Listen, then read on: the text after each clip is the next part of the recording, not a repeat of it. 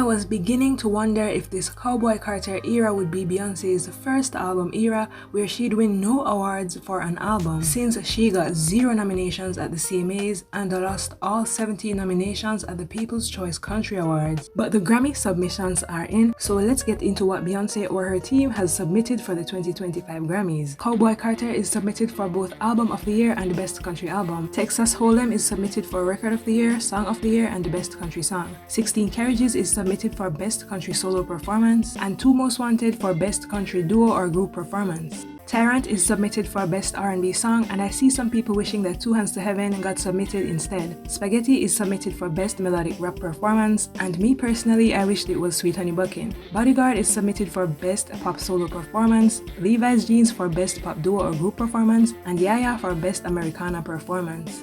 So in November, we'll know what was actually nominated. There has been a lot of talk surrounding Beyoncé's album Cowboy Carter and whether it's country or not. Luke Bryan, who hosted the CMAs and is also a country singer himself, spoke on Beyoncé not receiving any CMA nominations. I'm all for everybody coming in and making country albums and all that. Yeah. But just by declaring that, just because she made one, doesn't mean that I don't need, just because I make one, I don't get any nominations. A lot of great music is sometimes overlooked.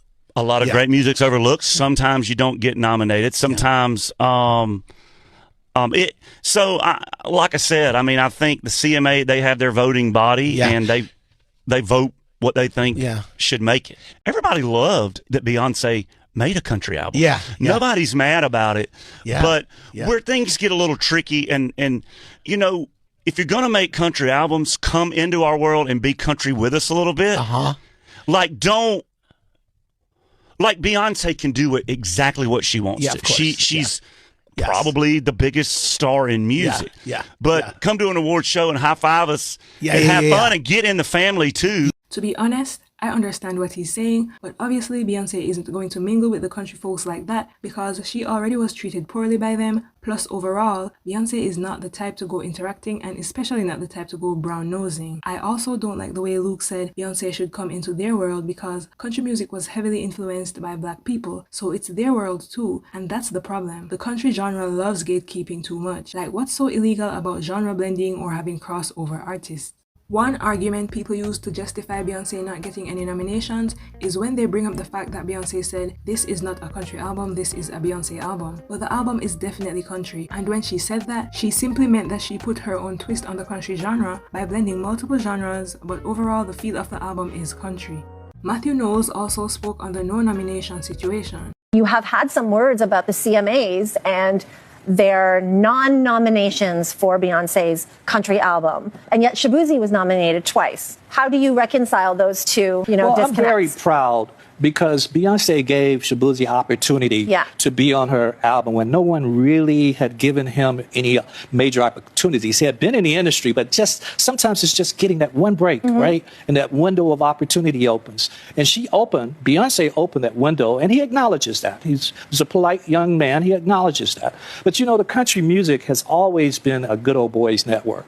And that's why a lot of women are challenged in the country music world. And we have to change that. And it's about talking about it. It's like also giving historical information. This whole thing about country music is white and black people, that's not true. We've been in country music.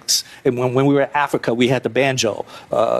So that's not true. We just got knowledge is power. We have to educate people. There's a change happening in this world. It's the browning of the world.